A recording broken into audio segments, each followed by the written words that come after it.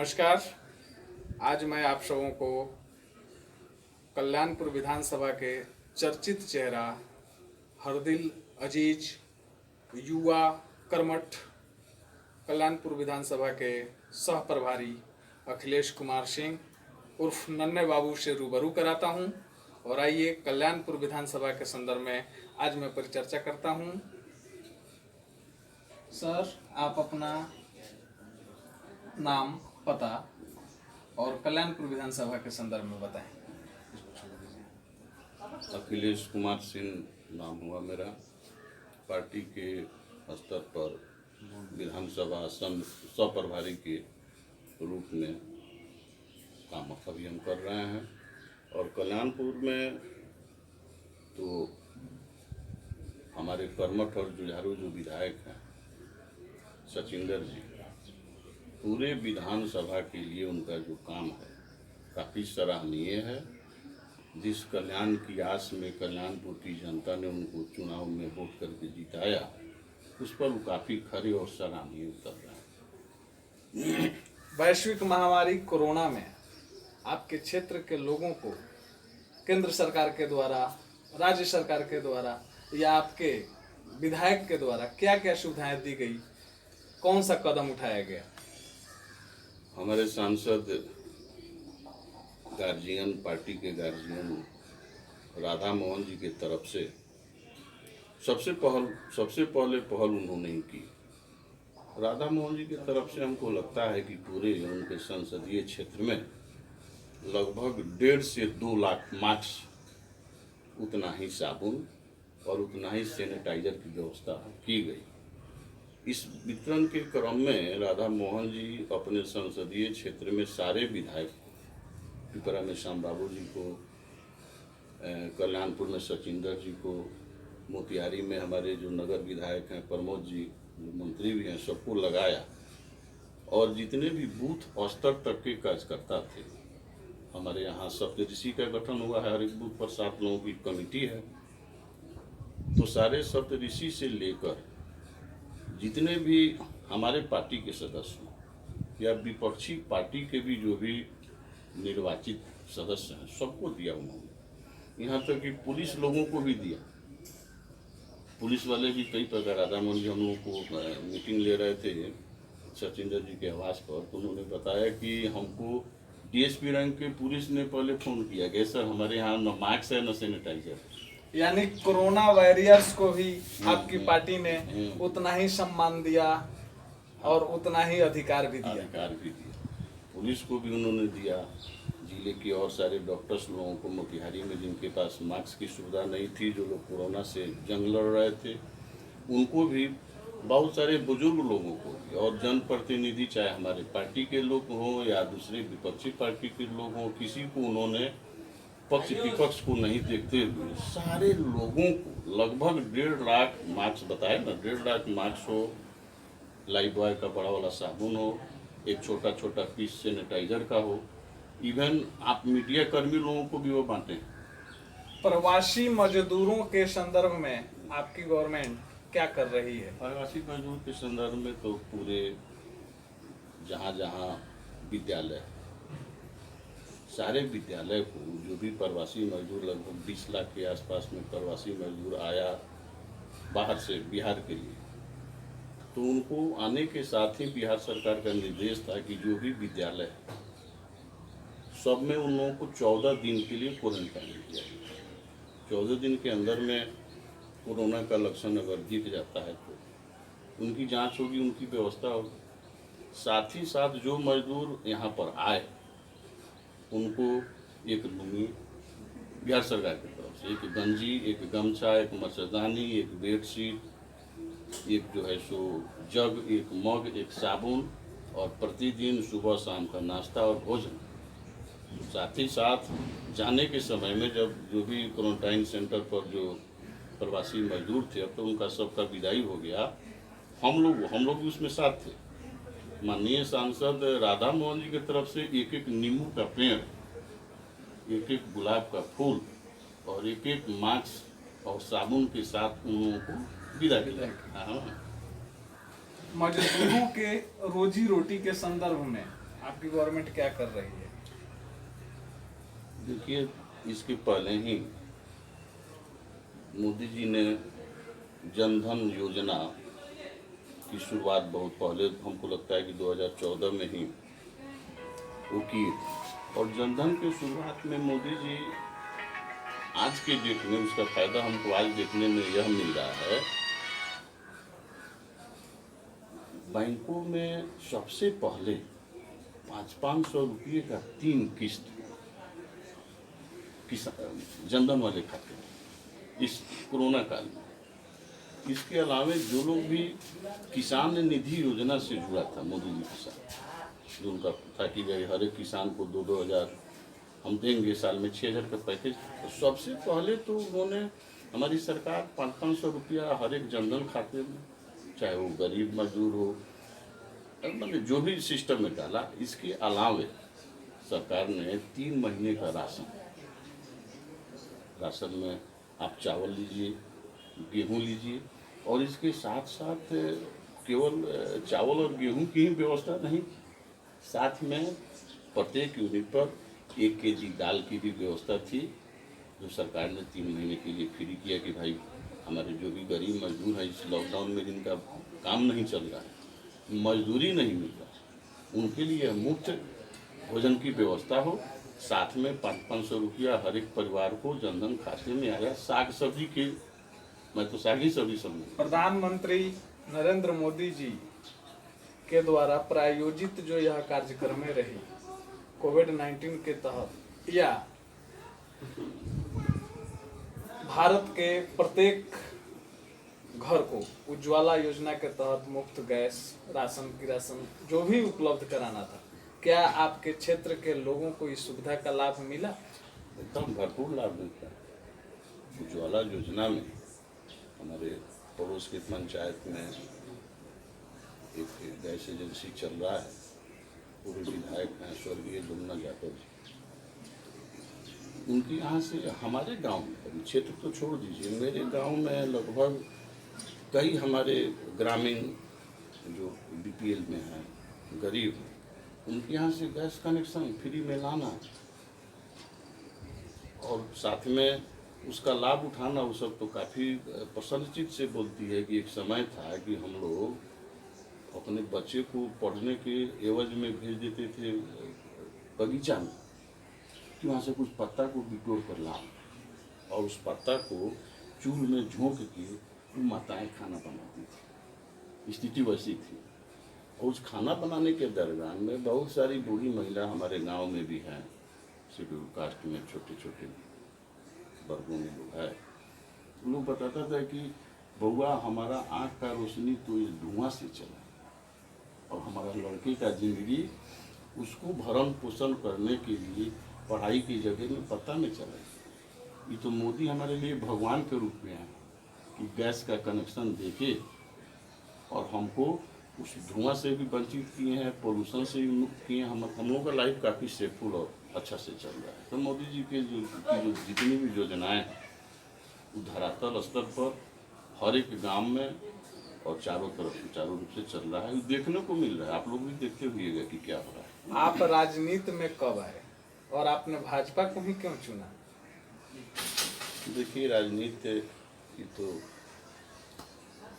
Personal विषय होता है। राजनीति में आने से पहले हम किसी सत्संग में जुड़े थे, और हमारे सत्संग का जो आचार व्यवहार, क्रिया प्रतिक्रिया थी, वो बीजेपी में आने पर यहाँ पर हमको लगा कि हमारा सत्संग का ही एक ब्रांच है बीजेपी।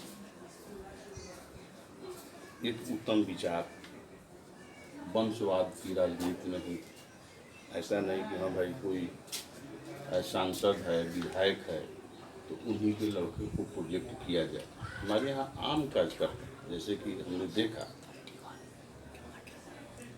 हमारे अभी जो गृह मंत्री, उनका स्टेटमेंट था कि देखिए एक समय था कि हम बूथ लेवल पर बूथ अध्यक्ष हुआ। यह बीजेपी का सिस्टम, पार्टी का एक मतलब स्वच्छ विचार है कि ये आज के डेट में बूथ का अध्यक्ष देश का राष्ट्रीय अध्यक्ष बना है। आज देश का गृह मंत्री बना है। तो बीजेपी में कोई ऐसा नहीं है कि कोई वजह से होता है नहीं कि बड़ी मछलियाँ छोटी मछली को खा जाती है, और सब पार्टी में यही होता है। बीजेपी में ऐसा नहीं। अगर हम ईमानदारी पूर्वक काम कर रहे हैं, हमें क्षमता है, तो निश्चित रूप में हमारा जगह निर्धारण बीजेपी करेगी। पार्टी देखती है हमारा जगह बनेगा, उस लायक मान सम्मान होगा। अदर पार्टी जो भी है, जैसे लालू जी की पार्टी है, तो देख ही रहे हैं कि लालू जी जेल में हैं, और उनका लड़का तेजस्वी विपक्ष का नेता बना है। रघुवंश बाबू इतने पुराने लीडर, उनको बनना चाहिए। हम उन पर कमेंट नहीं कर रहे, लेकिन देखिए उनको बनना चाहिए। बनना है वंशवाद की तरफ। बहुत सारी कल्याणपुर विधानसभा के संदर्भ में दो शब्द, इसका परिसीमन और पूर्व की स्थिति और वर्तमान। कल्याणपुर विधानसभा में पहले मोहम्मद अब्दुल्ला साहब विधायक हुआ करते थे। आज हमारी पार्टी उनके साथ है, लेकिन जिस समय वो थे उस समय अलग अलग हम लोग चुनाव लड़ रहे थे।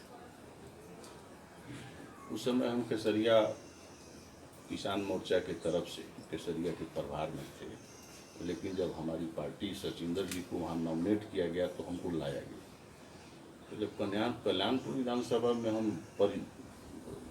परिसीमन को जब हम लोग भ्रमण कर रहे थे, तो वहाँ पर जनता का एक ही मांग था कि भाई हम विधायक को पहले चुनाव में घूमते देख रहे हैं, इलेक्शन जीतने के बाद भी कभी आए। अब्दुल्ला साहब के समय जैसे हम लोग अलग अलग हो जाए, क्या पता सचिंदर जी भी वैसा ही करें, ये भी चुनाव में जीत जाए और हम लोगों को फिर साथ ना।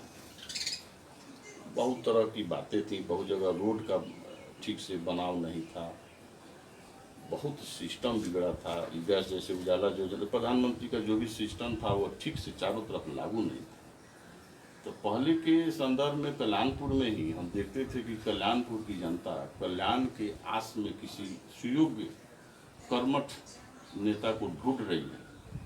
जो हम सचिंदर जी ने देखा, दरवाजे दरवाजे घूम घूम कर आज का जो कल्याणपुर है उसका परिसीमन बदलने में हमको लगता है कि पूरे पूर्वी चंपारण जिले में जितना पक्की सड़क का निर्माण कल्याणपुर में शायद हो रहा है वो कहीं नहीं हो रहा। इसकी रुतबा बदल रही है, सारा परिसीमन बदल रहा है।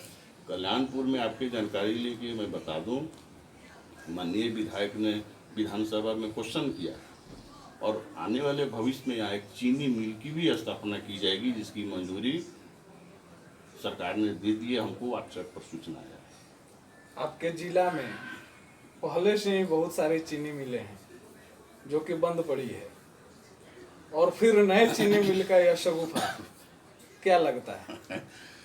देखिए, जितनी भी यहाँ पर चीनी मिल की फैक्ट्रियाँ हैं, मिल चल रहा है, सही बात बोले, चीनी मिल की फैक्ट्री पहले से है जिला।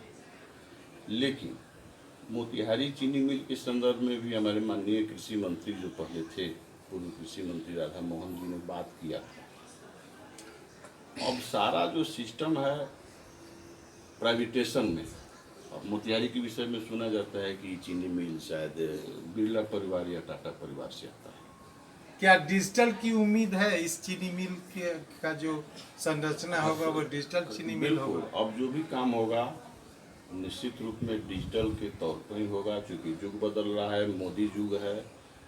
इस युग में मेकिंग इंडिया, डिजिटल इंडिया आप देख ही रहे हैं, हो ही रहा है। विधानसभा सह प्रभारी होने के नाते आपको इस विधानसभा की कौन कौन सी जिम्मेवारियां दी गई हैं, उसमें कितना प्रतिशत आपने अभी तक अपनी जिम्मेवारी को पूरा किया? देखिए, विधानसभा सह प्रभारी के नाते पूरे विधानसभा में लगभग 34-36 पंचायत है।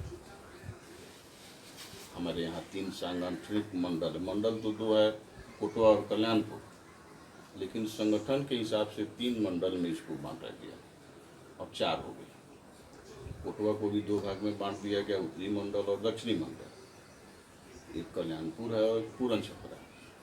तो मेरा जिम्मेवारी है कि पूरे मंडल में, पूरे विधानसभा के जो पंचायत है, बूथ, हमारे पार्टी का जो 6 राष्ट्रीय कार्यक्रम है, जैसे कि मन की बात हुआ मोदी जी का, हर एक संडे को, लास्ट संडे को होता है महीने के, पंडित दीनदयाल उपाध्याय जी का जन्मदिन को मनाना, अटल जी के जन्मदिन को मनाना, भीमराव अम्बेडकर साहब की पुण्यतिथि वगैरह को मनाना। तो जो टास्क पार्टी ने हमारे टोटल कार्यकर्ता को सुपुर्द किया है, नेशनल वर्क को आपको करना है, वह हमारा चारों तरफ सुचारू चल रहा है कि नहीं। पार्टी ने जो टास्क दिया है कि सप्तऋषि का गठन, जैसे सप्तऋषि बनाना है हमारे हर एक बूथ पर, 7 लोगों का एक कमिटी होगा। यह सब काम सुचारू चल रहा है कि नहीं। मेरा काम होता है कि मॉनिटरिंग करके सबको देखते रहना, जहाँ दिक्कत हो उसको नॉकआउट करके आगे बढ़ाना, और साथ में हमको अपने पंचायत गोपालपुर दक्षिणी का भी एक प्रभार मिला है कि इसको भी सुचारू रूप से देखना है, और इसको देखते हुए पूरे विधानसभा को देखना है कि क्या हो रहा है। कहा जाता है कि भारतीय जनता पार्टी किसी धर्म विशेष की पार्टी है, इस संदर्भ में आपका क्या कहना? तो विपक्षी लोग अलग अलग तरह के अलग अलग शगुफा उड़ा सकते हैं। हमको लगता है कि जो विपक्षी या अन्य हमारे विपक्ष के लोग हैं जो भारतीय जनता पार्टी को धर्म के तराजू से तौलती है, तो हमको तो ऐसा कहीं नहीं दिखता है कि भारतीय जनता, जैसे देखिए मोदी जी गैस कनेक्शन दिए, तो धर्म पर आधारित अगर पार्टी होती, बीजेपी हिंदू को मानने वाली पार्टी होती, तो पहले मुसलमान को छांट देती। तो गैस कनेक्शन देने में तो हम कहीं ऐसा धर्म आड़े नहीं आने दिया। गैस हमने बांटा है तो हिंदू परिवार में भी उतना ही गया है जितना मुस्लिम परिवार में गया है। शौचालय का निर्माण जब हम कराए, जिसको मोदी जी ने इज्जत घर का नाम दिया, अब देखिएगा यूपी में भी हम कई जगह गए हैं, चाहे देश के कई कोने में, मुस्लिम महिलाएं बड़ी खुश होकर बोलती है कि यह मोदी जी अगर नहीं होते तो हम लोगों का जो ये बेटी बहन बाहर में जो शौच करने जाते थे ना, इससे मुक्ति दिलाने का काम मोदी जी। तो एक विपक्ष लोगों का हथकंडा है। अब आप ही से पूछ रहे हैं कि बोलिए ना कि इसमें कहाँ भाजपा धर्म की राजनीति करती है, कौन सी धर्म की राजनीति भाजपा अभी तक की है, क्या कर दी है धर्म की? क्या दावा करते हैं आप विधानसभा में, कितनी प्रतिशत होगी आपकी इस उत्तर बिहार के विधानसभा में या जिले के विधानसभा के अंतर्गत जितने प्रत्याशी? देखिए, इसके पहले लगभग एक केसरिया को छोड़ दिया जाए और एक हरसिद्धि को छोड़ दिया जाए। केसरिया में हम लूज किए, आरजेडी के का विधायक वहाँ पर जीता। हरसिद्धि में भी हम कुछ कमी रही जिसका मुआयना हम लोग बाद में किए।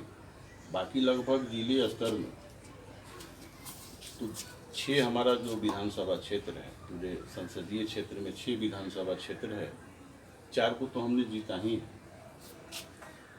6 में 4 को मैंने जीता है। क्या भविष्य में भी अलग भविष्य में अमकी बार हमको लगता है कि जो 2 हमारा छूटा हुआ विधानसभा है, जो हरसिद्धि विधानसभा हुआ या केसरिया, आशा ही नहीं पूर्ण विश्वास के साथ कर रहा है कि अमकी बार क्लीन स्वीप हो जाएगा, क्योंकि जनता भी देख रही है। आप देखिए ना, कोई निकला है क्या हम लोगों को छोड़कर, बीजेपी को छोड़कर, इस कोरोना के दौर में किसी को देखें और पार्टी को? कल्याणपुर की जनता आपको भी एक दूसरे निगाह से देखती है, क्या आपकी भी दावेदारी कल्याणपुर विधानसभा में होगी? अब देखिए, पार्टी की जिम्मेवारी है, सब लोग चाहता है, एक शेर है कि तमन्ना तो आसमां छूने की है पर बचानी तो अपनी जमी भी है। तो मैं चाहता हूँ, हर एक इंसान चाहता है, जो भी राजनीति पर अपना जीवन दिए हुए, सबकी इच्छा होती है कि कुछ न कुछ पार्टी की तरफ से जिम्मेदारी मिले। हम भी कल के डेट में विधायक बने, एमपी बने, देश की सेवा करें, हमारी भी जिम्मेदारी होती है। लेकिन हमारा पार्टी अनुशासन एक अनुशासित पार्टी है। अब जब जैसा जिम्मेदारी दे गया, इसको लगेगा कि मैं फिट बैठ रहा हूँ, अगर जिम्मेदारी दे रही है तो उसके लिए भी मैं तैयार हूँ। जो जिम्मेदारी पार्टी की तरफ से होगा वो दे ही चाहिए हम लोग को। पार्टी ने अगर आपको मौका दिया और जनता ने भी मौका दिया, तो आप इस कल्याणपुर विधानसभा की जनता को क्या तोहफा देंगे? आपकी पहली प्राथमिकता क्या होगी? देखिए, हमारे जहन में पहले से है कि किसी भी समाज का विकास तभी संभव है जब एक एक व्यक्ति का हाथ पकड़ के उसको शिखर तक ले जाया जाए, तभी समाज का विकास होगा। यह मेरा पर्सनल सोच है। इस युग में या जिस कलिकाल में हम लोग जी रहे हैं, आप देखिएगा कि यहाँ पर लोग एक दूसरे का पैर खींचने में पड़े हुए हैं। जैसे अगर मेरे पास कार हो गया तो पड़ोसी इस बात से जलता है कि भाई इनको कार कैसे, हमको क्यों नहीं हुआ, इसके लिए वह चलता है। प्रयास नहीं करता है कि हमको कार कैसे हो गया तो हमको भी हो जाना चाहिए। तो मेरी प्राथमिकता शुरू से ही रही है कि किसी भी समाज का विकास तभी संभव होगा बुनियादी स्तर पर वहाँ शिक्षा की एकदम बुनियादी व्यवस्था हो, शिक्षा के साथ साथ वहाँ पर स्वास्थ्य की एकदम सुचारू व्यवस्था हो, और कम्युनिकेशन, सड़क की व्यवस्था। यह तीन चीज हमारे जहन में रहता है कि जिस समाज का अगर शिक्षा ठीक है, स्वास्थ्य ठीक है, आने जाने के लिए कम्युनिकेशन के लिए अगर सड़क की व्यवस्था ठीक है, तो उस समाज को विकसित समाज से बनने में कोई रोक नहीं सकता। अगर कभी फ्यूचर में यह हुआ तो हमारे यहाँ है कि कह के सुनाऊं या करके दिखाऊं, तो समय लगता है। कल्याणपुर की युवाओं को आप क्या संदेश देना चाहते हैं? हम तो हमेशा मन से भी युवा को यह संदेश देते हैं, हम कहते हैं कि हे हमारे कल्याणपुर के युवा या हे भारत के युवा, यह एक कटु सत्य है कि युवा जिस तरफ मूव करते हैं, जिस प्रकार जहाँ युवा जाते हैं, युवा की जवानी जिधर मूव करती है वहीं समाज भी मूव करता है। बिना युवा के कंसेप्ट को अपने जीवन में उतारे हुए किसी समाज का, किसी राष्ट्र का, किसी क्षेत्र का विकास संभव नहीं है, कल्याण संभव नहीं। यानी कि आप कह सकते हैं कि जिस ओर युवा चलता है उस ओर जवानी चलती है। धन्यवाद। आप देख रहे थे हमारे कल्याणपुर के हरदिल अजीज नन्हे बाबू को, जिन्होंने एक शायरी के माध्यम से साफ शब्दों में आप सबों को यह संदेश दे दिया है कि इनकी अगली सोच, अगली मानसा, अगली आकांक्षा क्या है। मैं इसके कश्यप, जर्नलिस्ट, बिहार हद तक। ठीक है।